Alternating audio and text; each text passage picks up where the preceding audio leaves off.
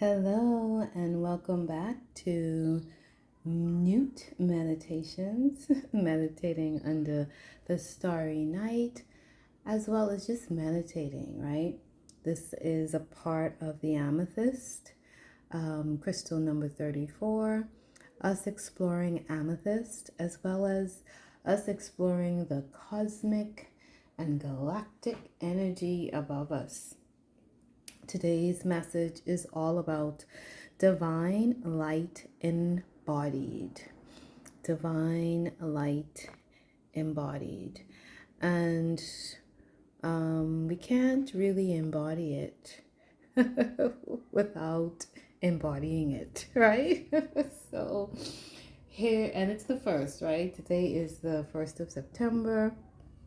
A lot of synchronicities happening here. So today is the 1st of September. If we look at the cosmic clock, let's push it down a little bit. Not the cosmic clock, the galactic calendar. You can see where my mind's at. If we look at the galactic calendar, today is Sunday, September 1st, but there's also a lunar number 10 day. We are tapping into our third eye. It is kin number 56, which could be broken down to 11, double one. And it's yellow, self-existing warrior, guided by free will.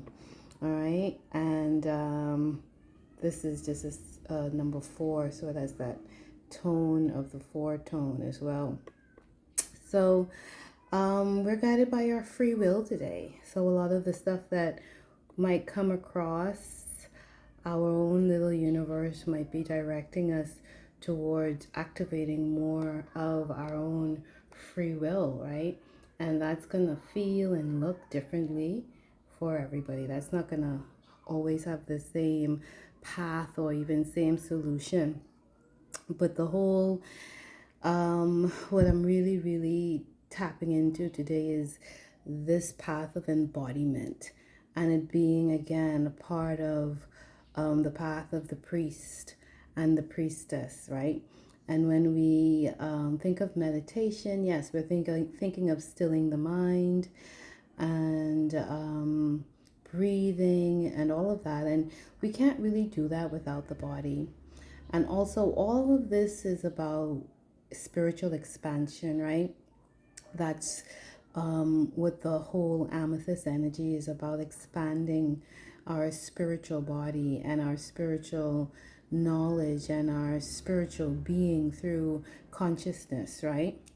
So how do we do that and still not recognize that all of this beauty is also within the body, right? So divine light is usually something that we think is outside of us, but when we merge or cross that bridge or become that bridge, it is the divine light being embodied within you, within me, within all of us. And when we take on these roles of being the priest or the priestess, and I am going towards the high priest and the high priestess, because we're in the month of Virgo, and we're in the season of Pitta and Amun, and we're in the season of Geb and Nut, right? And we are looking at the higher versions of ourselves, right? So yes, we step into being the high priest and the high priestess, and a lot of that has to do with the path and the process of embodying it. This not being something outside of myself, but within me. And that's the bridge that many of us cross as we navigate our own life, right? And our own wheels. So I wanted to continue with where we kind of ended the last meditation, tapping into this site that came to me through pure 444, through pure synchronicity. And following my curiosity about Nasut. So I'm taking this again from Kemet 2017, healingsounds4DivineLight.wordpress.com. And again, we're focusing on divine light embodied, and that's why I'm bringing this in. And again, we can even think of the number one, right? The individual. So everybody bridging and anchoring in the divine light into themselves. And truly, this is why I do cosmic discovery, and why I am now extending it to cosmic communications, because this whole process is, and my intention is, allowing all of us to see how the astrology really plays out within our day-to-day life, as well as how we are embodying these energies through our own stories. Just as like my birthday was August, so that Maat energy is within me. That energy of coming into balance, moving from disharmony to harmony, creating harmony. As well as even within this season, my North Node and my South Node. My North Node is Virgo, my South Node is Pisces. So this is also about not just the astrology outside of me, but how am I embodying Pitta? And how am I embodying Geb and Nut and Amun, right?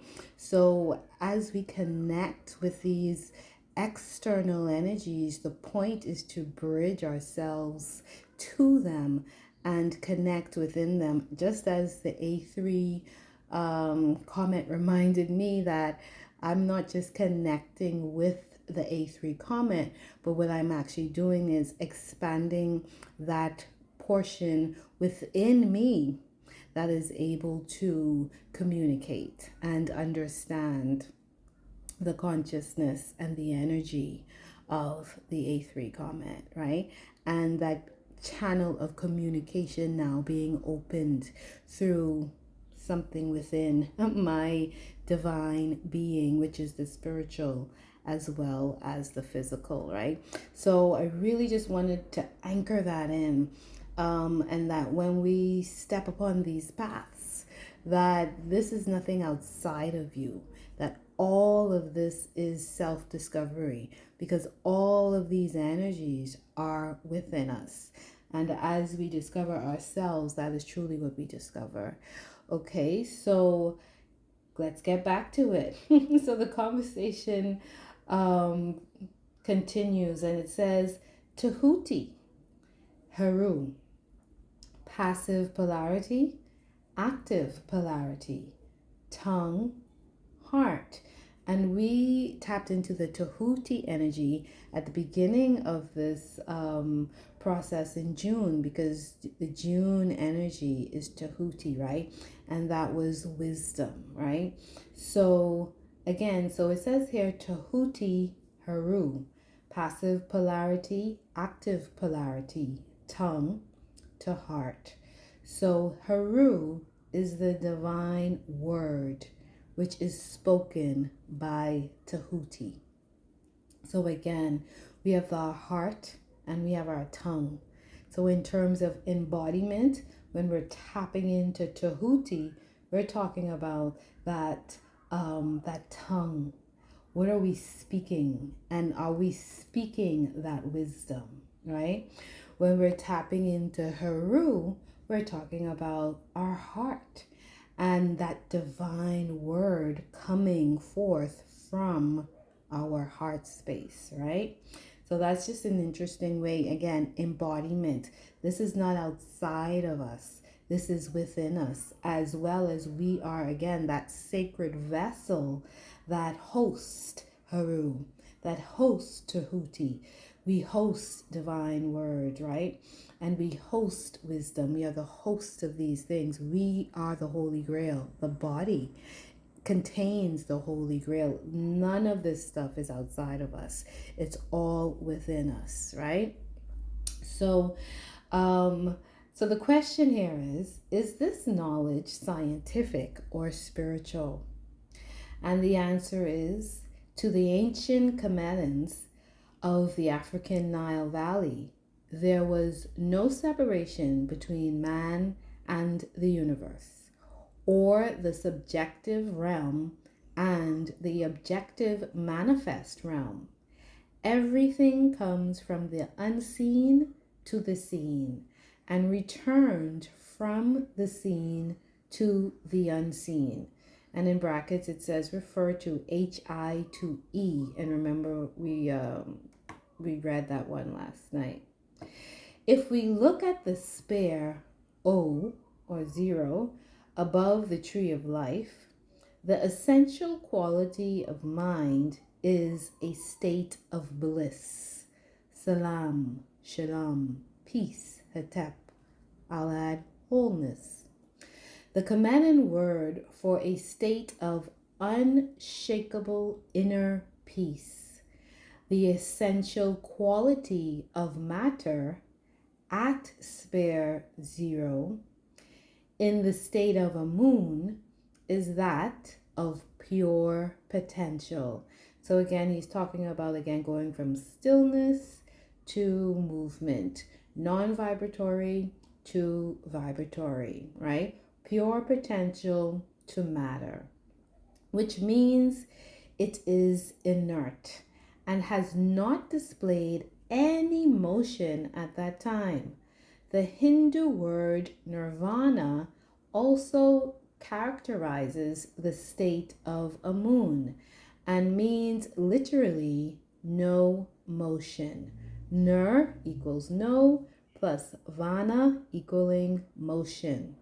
No vibration, no things. Therefore, no space and no time. There is also no light, since light is a vibration of particles and there is no motion. All right, so, and he goes on to say, what does this vibration and motion have to do with the mind? And the answer is, good question. Think of the mind as a clock, and the pendulum of the clock represents your thoughts as energy / matter. As the pendulum swings from left to right, your mind through thoughts are in constant motion. It is when the pendulum reaches its apex and pauses and changes directions or changes energy that the mind rests or reaches a state of stillness for a brief moment. This is known in meditation as the space between your thoughts, a state of a moon or nirvana, a timeless state of peace and stillness. Okay, so it goes on to ask if everything vibrates. I'm going to skip that part. You can read that part on your own. I want to jump to the part where they start talking about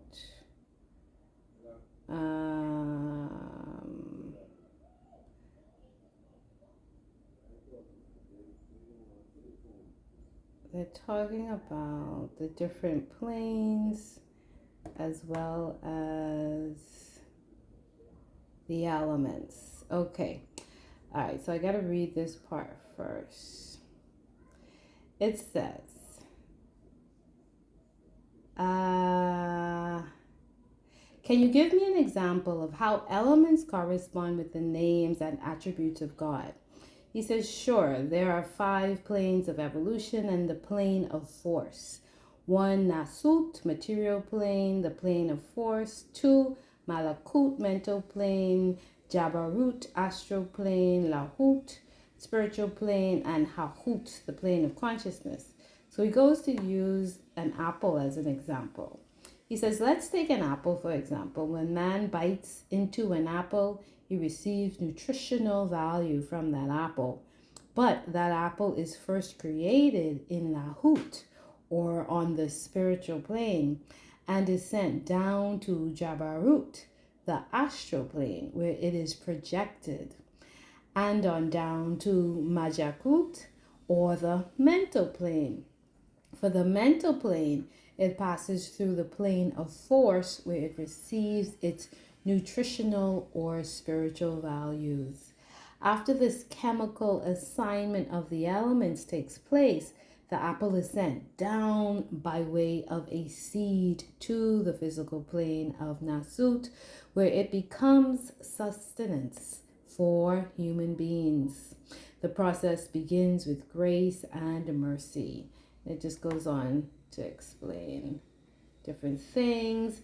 And then it talks about the chemical elements of the periodical chart corresponds with many commission Neteru as attributes within all. And he says, can you give us some examples? And it says, let's take a look at Heteru, nectar of the universe. Heteru is the scientific equivalent of the element of hydrogen, H1. The first element, hydrogen and helium, account for nearly all the nuclear matter in today's universe.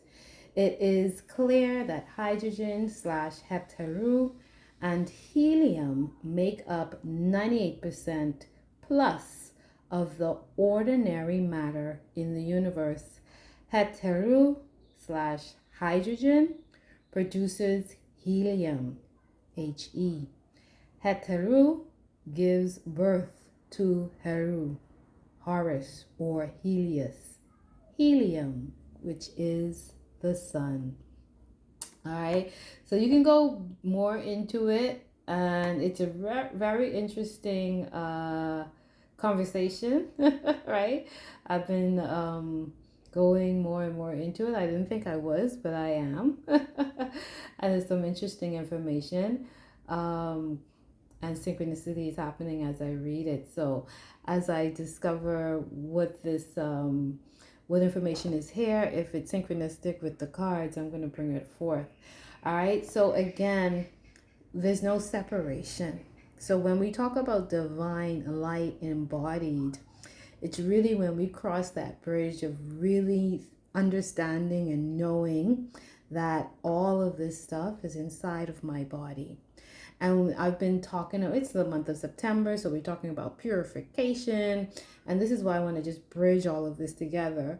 We're talking about purification and detoxing and bringing our bodies into balance, bringing our minds into balance, our hearts into balance, So all of that. And the philosopher now going into the books, right? And before that, we had the healer, right? And the healer's process, again, studying and tapping into plants, right? And now we're tapping into astrology and the stars above us and the night sky, right? So all of this is embodiment. All of this is knowing that I am not separate from the stars above me. I am not separate from the plants and nature outside of me. And where do we bridge ourselves as one community? Those minerals and elements, right? That is the oneness. That is the sameness and the unity within all of us. And as we go into different planes and ages and, atmospheres, we come into different forms, right? But let's not forget what we are made up of and what our bodies contain. So when we move through life and life rolls the realities that it does, let's not forget whom we are and what we are made of. We are made of divine light. We embody divine light. And it's really up to each of us as individuals to harness that power and walk in the divine light of our being, right? So wanted to bring that forward, as well as when we sit with Newt tonight, we are really allowing all of this wisdom and knowledge to anchor within our bodies and our minds, right? The card brings up halo gold and Azeztulite and Palladium. And with every card, you know, there's certain aspects of the card that will just be like red lights just saying, or golden lights saying you got to focus on this. And embodiment was one of the first ones. So I wanted to just talk about that. And again, let's not forget that we are talking about ourselves here. There's nothing outside of us that we are tapping into. We are tapping into the kingdom of ourselves, right? Within us, there's a kingdom, the kingdom of the body, right? And as well as when we go into this path of divine light and being embodied and knowing that we are able to really flow better with the universe because we're now connected to it. Halo gold.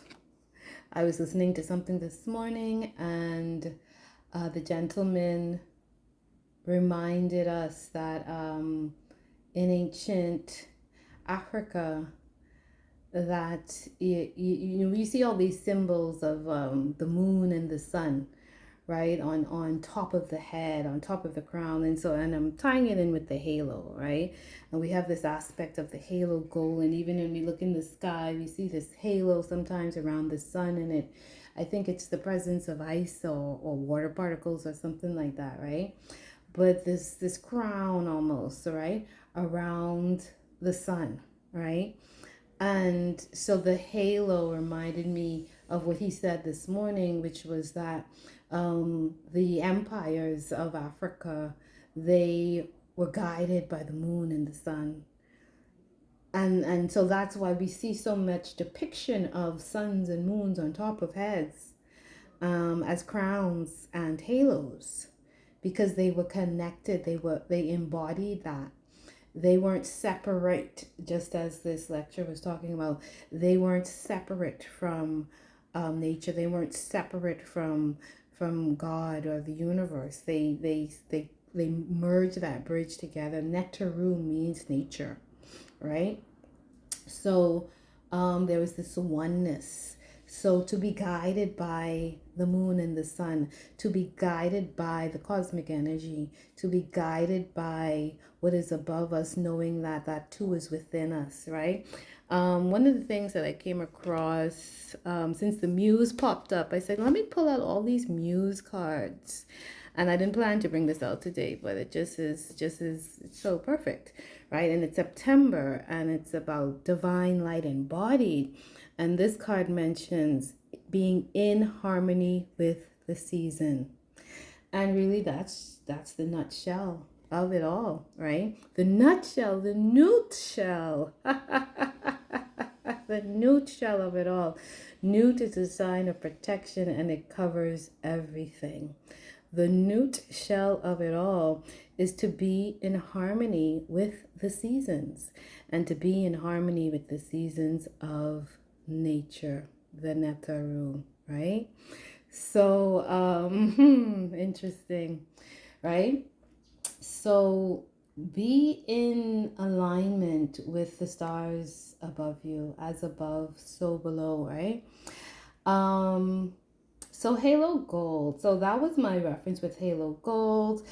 And then I moved on to Azeztulite, right? And I said, let me see what this Azeztulite is all about, because I'm not sure, right? And, you know, I just came across that, well, there are different colors. Azeztulite comes in different colors. I'll add the link to this too. I'll add these links to the video. But I was reading, and we just talked about the tongue and the heart, right? Because this is all about embodiment, divine light embodied, right? And really bridging ourselves into this process that, yeah, what is above me is within my body. And I can use these things to come into wholeness and balance and heal thyself. To heal thyself is to know thyself.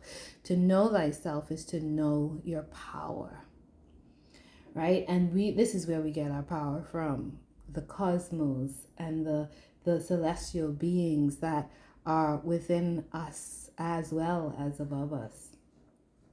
So the Azeztulite, which I'm just discovering today. It comes in different colors. Satyolaka, black, white, and golden Himalayan. And the black, let's see, the black is in spiritual self-healing. Black Azeztulite cleanses and clears one's body and energy field of negative energies. Black Azeztulite is believed to be a stone of spiritual transformation, change, and power and protection. White Azeztulite. White Azeztulite is the first Azeztulite discovered. White Azeztulite brings light into the cells, helping to dissolve any negative patterns that create illness.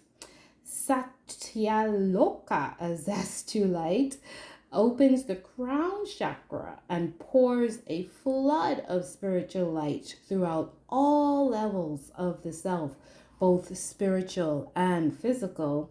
And golden Himalaya Azeztulite stimulates profound healing in a cellular level through the infusion of golden light. It offers special support to the heart, lungs, and digestive system. And we were just talking about Heru and Tahuti, right? The heart and the tongue, right? And then they brought in the lungs right there, all right? So, we can make our own connections with all of that, right? And then palladium. And I was like, oh, palladium. All of these new to me. So now I'm at shiftyourlife.com and they're talking about palladium. And I'll just highlight the description. It says, the energy contained within palladium has been derived from the distant ancestral form of wisdom. It therefore tends to act as a catalyst for all light-based activities. It furthers the initiation of and the continuity in astral travel and channeling, strengthening the attachment and allowing for consciousness during these activities. It also promotes withdrawal from these states.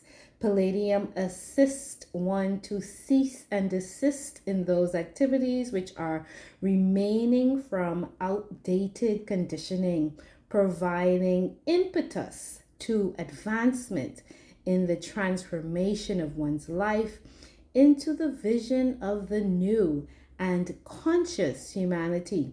It further assists in providing augmentation to the social skills necessary for both interaction and associations with which supplements one's growth. Then it goes on to talk about Palladium and one of the Greek goddesses. It mentions that it's about arts and enterprise and prudent disputes. It provides energies to further pursuits in those areas, inspiring triumph. It was said to have been used as one of the materials comprising a statue which ensured the safety of Troy, providing for protection from disease and assisting in the retrieval of hidden knowledge. Amun is hidden. All right. So I just wanted to bring those messages forward before we got into the card. I thought they were very synchronistic. And again, this is about embodiment and us stepping into being and using what is within us and the capacity and the abilities of our bodies and our smart bodies, right?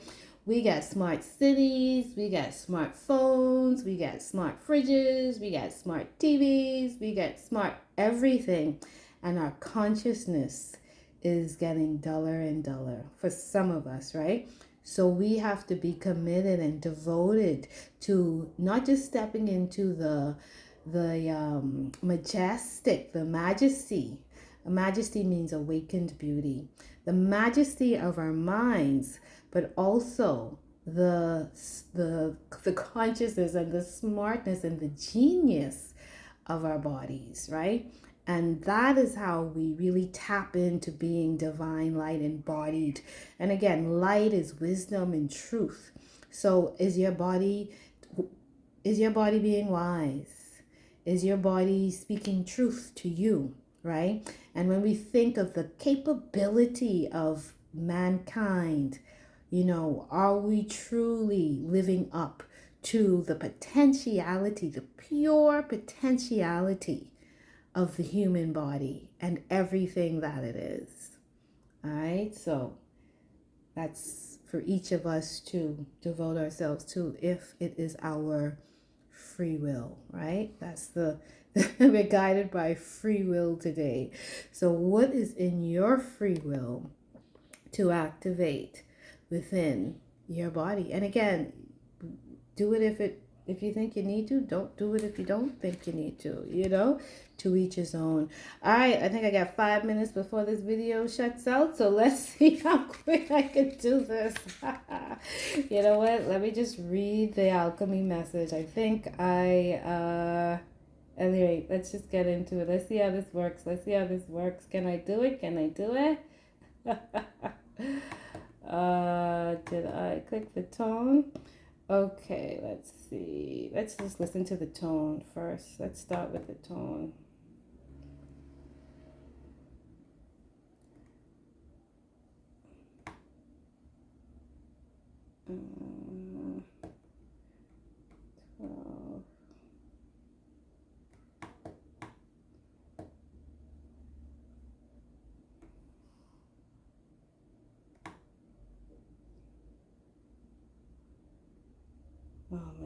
Okay. If this anchoring note came to harmonize your field today, you are being reminded that you are made of energy, sound, and vibration, as well as light. Halo Gold and Azeztulite gently nudge you to remember your connection to divine light. Well, we definitely did that. The bowl asks you to take the higher path, to be the one who turns the vibration of love so that it becomes your vibration of choice. Palladium activates joy and wonder and playfulness. Well, the muse came in, right? So that playfulness is here, and innocence, and can be a kind of intimate friend and sacred guardian. Palladium is a good protector of your inner child. Let the inner child express themselves and jump for joy. The Halo Gold Master Alchemy illuminates your brain and strengthens your confidence, self-esteem, and courage. It helps to activate and stabilize your personal power. Let's listen to the tone.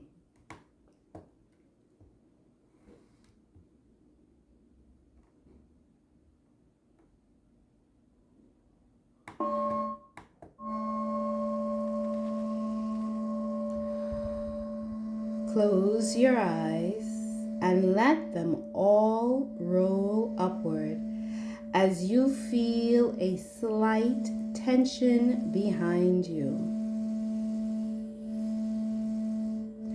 Then allow them to relax downward. Feel the sound vibration connect to your steady breathing as you imagine your breath moving up and down the central channel of your body.